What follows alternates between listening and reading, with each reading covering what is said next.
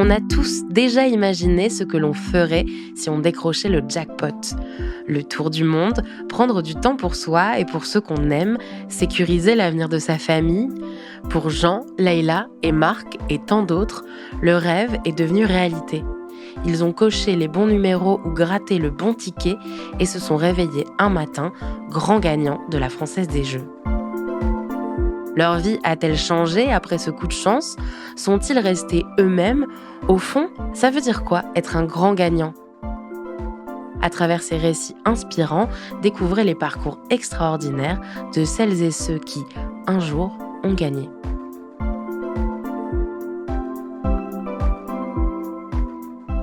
Le facteur sonne toujours deux fois, comme le dit le titre du film de Bob Rafelson, adapté du roman noir de James McCain. Mais il n'est pas le seul. Il arrive aussi que parfois, ce soit la chance, voire l'amour, qui se plaisent à jouer les prolongations. Divorcé, Gaspard passe le confinement seul, mais reste en contact avec ses enfants et son ex-femme, avec qui il s'entend toujours très bien. Un jour, pour passer le temps, ce joueur occasionnel télécharge l'application de la Française des Jeux et 15 jours après le déconfinement, il reçoit un mail qui va tout changer.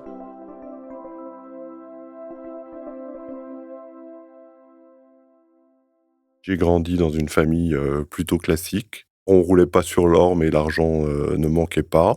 Dans l'enfance, mes souvenirs sont un peu lointains, mais il y a une expression que vous connaissez peut-être qui est être né coiffé. Et quand on est né coiffé, c'est qu'on va avoir de la chance. Et c'est vrai que moi, on m'a toujours raconté qu'à ma naissance, j'avais pas mal de cheveux sur la tête et que l'infirmière avait même pu me faire une boucle.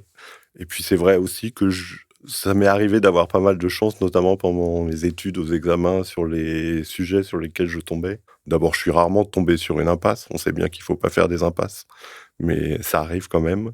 Et souvent, je suis tombé sur des sujets qui me convenaient bien. J'ai rencontré ma future femme pendant mes études supérieures.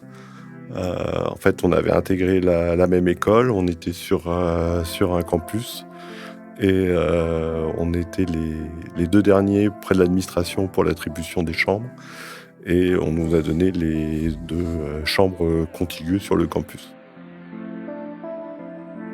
Pendant nos études, on était amis et on s'est rapprochés après. Puis après, on est l'un et l'autre partis à l'étranger, mais on s'est mariés à peu près quand même quand on a commencé à travailler.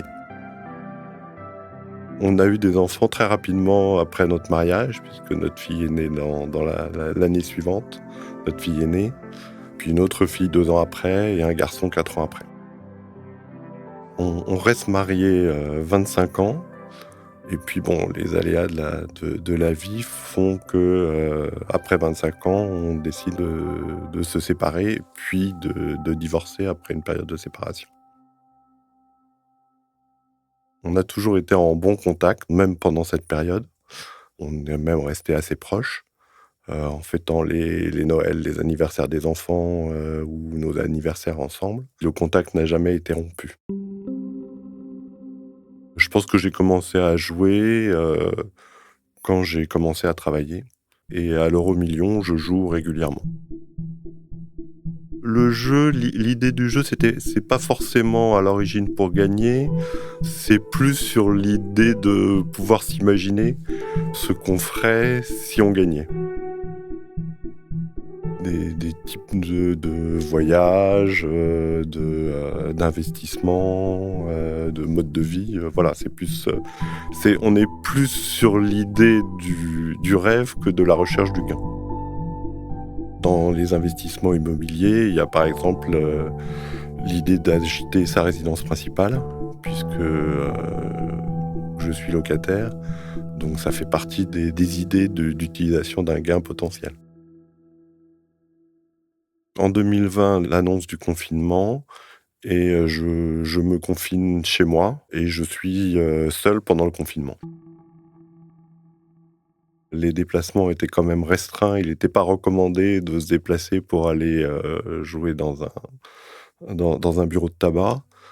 Donc j'ai commencé à jouer en ligne un petit peu à ce moment-là. Avec mon ex-épouse, on est dans l'idée de se rapprocher. On échange régulièrement.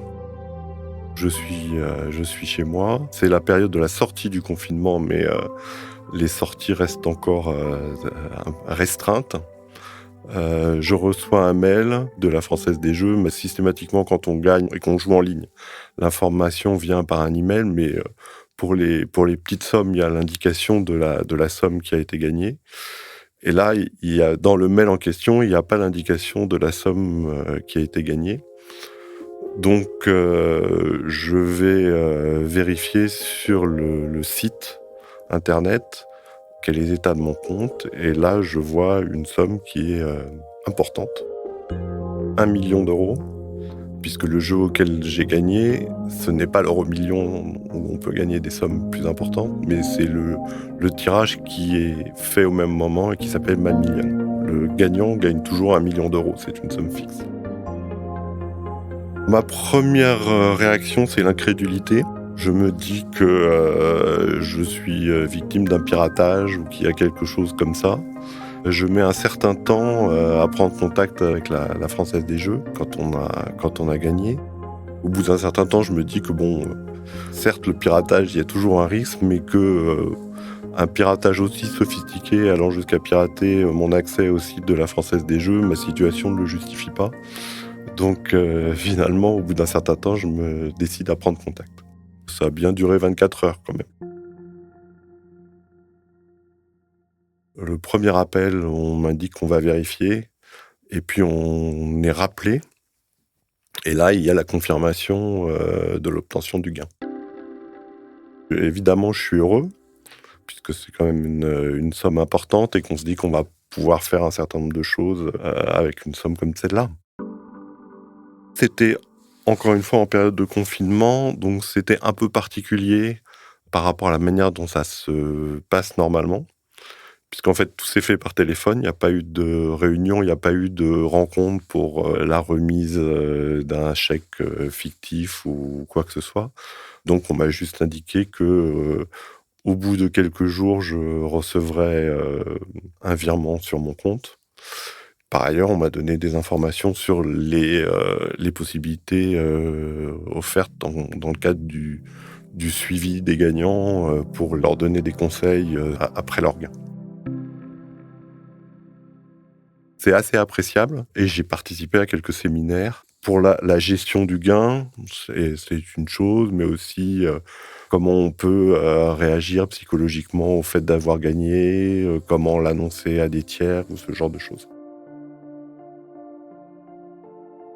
Donc j'ai réuni mes enfants et mon ex-épouse, puisqu'on pouvait à nouveau se rencontrer, mais en petit comité. Et j'ai fait passer une chanson et qui est sur quelqu'un qui va jouer à un jeu et qui s'imagine ce qu'il va pouvoir faire avec le million. Voilà. Après, je leur ai annoncé que j'avais gagné, tout en précisant très vite, parce que il faut le préciser dans le cas de figure, que c'est pas un gain à l'euro-million, parce que ça se chiffre dans des sommes différentes, mais c'est un gain qui est d'1 million. Mais évidemment, il y avait beaucoup d'enthousiasme.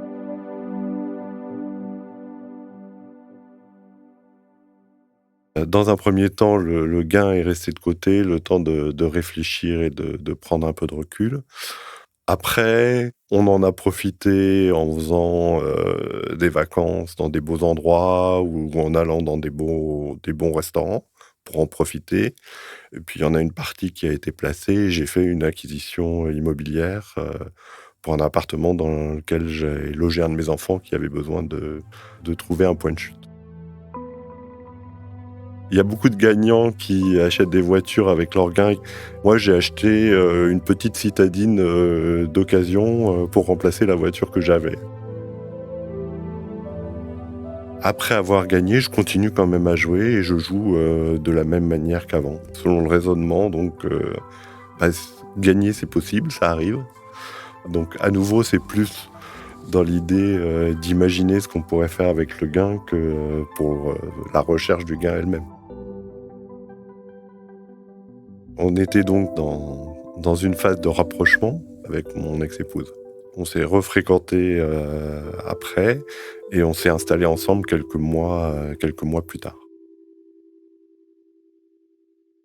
Le 14 juillet 2021, on avait profité du week-end du 14 juillet pour passer un séjour dans un bel hôtel. Et en discutant, on se dit que ça serait une bonne idée de faire une fête avec des amis pour fêter le fait qu'on se soit remis ensemble.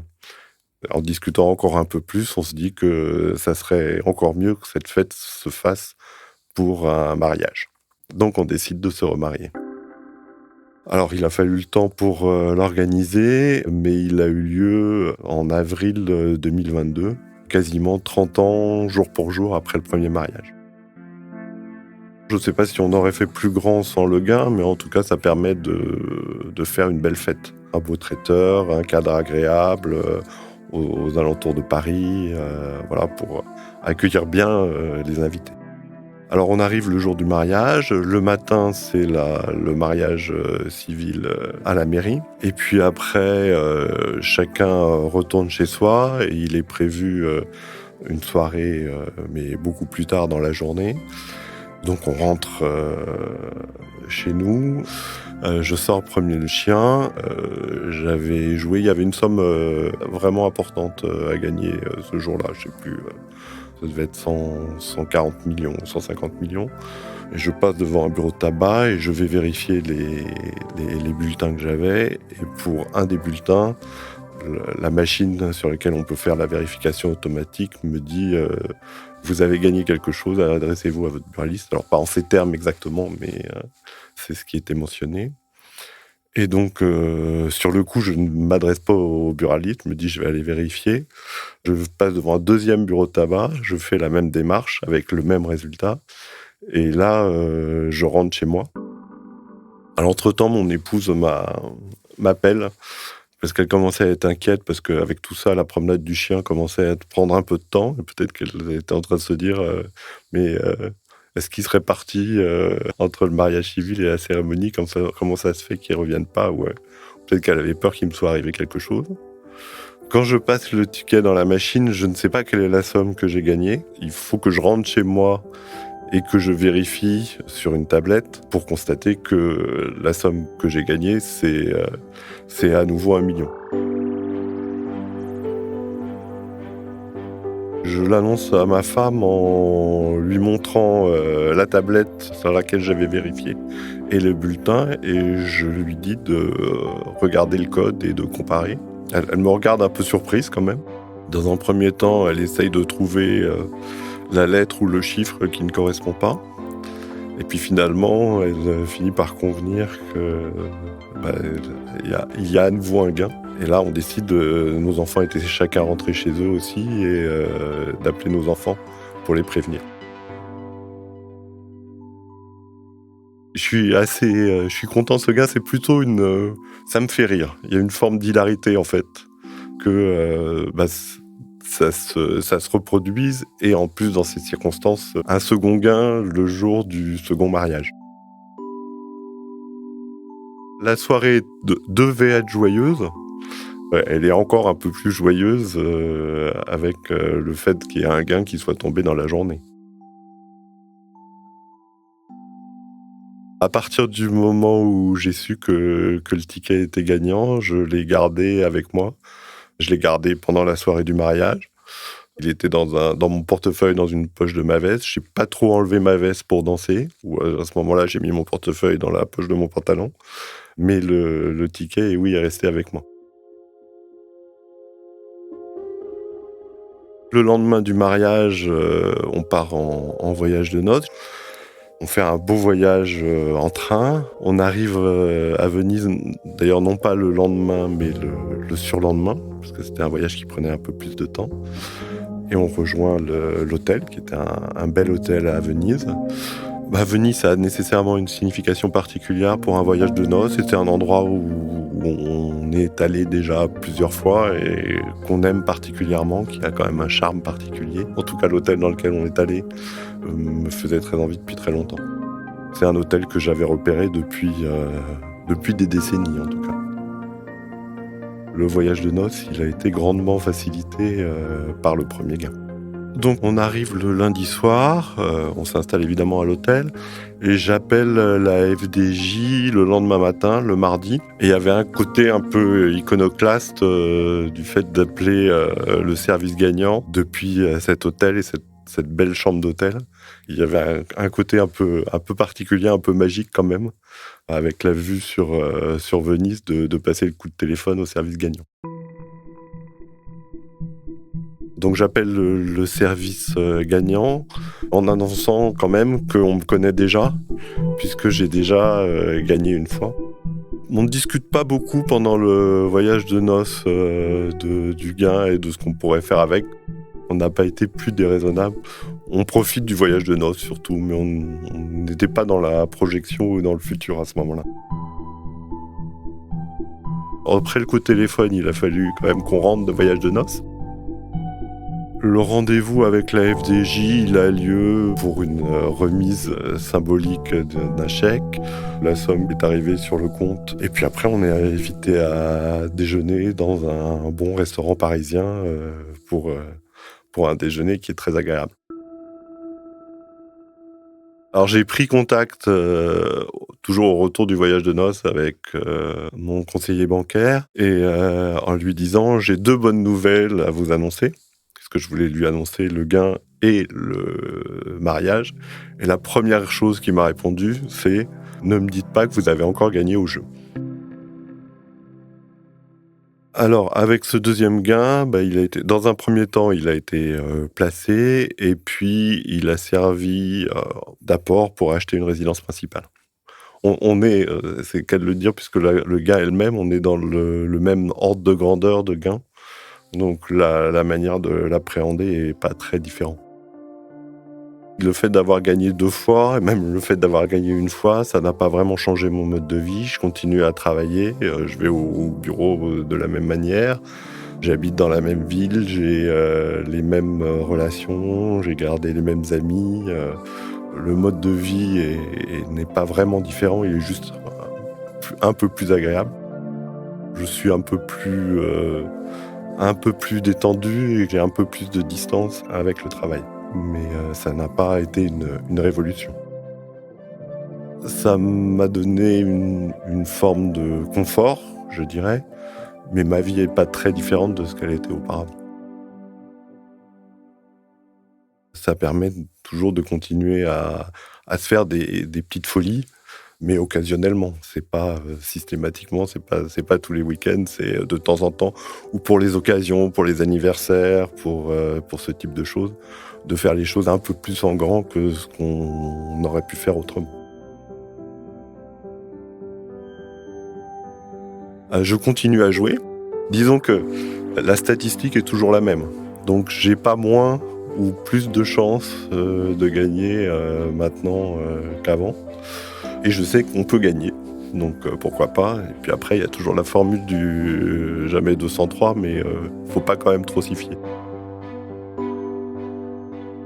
Dans la mesure où le gain est arrivé le jour du mariage, pour moi c'est vraiment le gain du couple, et d'ailleurs on a partagé avec mon épouse. J'ai 3 ans de mariage et 33 ans de mariage, et je fête... Alors l'avantage c'est que les anniversaires sont très proches, donc on peut les fêter 2 fois à des dates rapprochées. Ça fait des semaines chargées. Je me considère plutôt comme quelqu'un de chanceux, je pourrais difficilement dire le contraire. J'ai quand même épousé 2 fois la même femme, donc ça c'est plutôt de la chance aussi, au-delà des gains que j'ai pu avoir. C'est une histoire amusante, ça arrive pas à tout le monde, donc ça sort de l'ordinaire, donc voilà, c'est quelque chose qui me fait plutôt rire. Les jeux d'argent et de hasard peuvent être dangereux, perte d'argent, conflits familiaux, addiction. Retrouvez nos conseils sur joueurs-info-service.fr et au 09 74 75 13 13. Appel non surtaxé. C'était Et un jour gagné, un podcast proposé par la Française des Jeux et produit par Slate for Brands. Réalisation et musique, Thomas Loupias.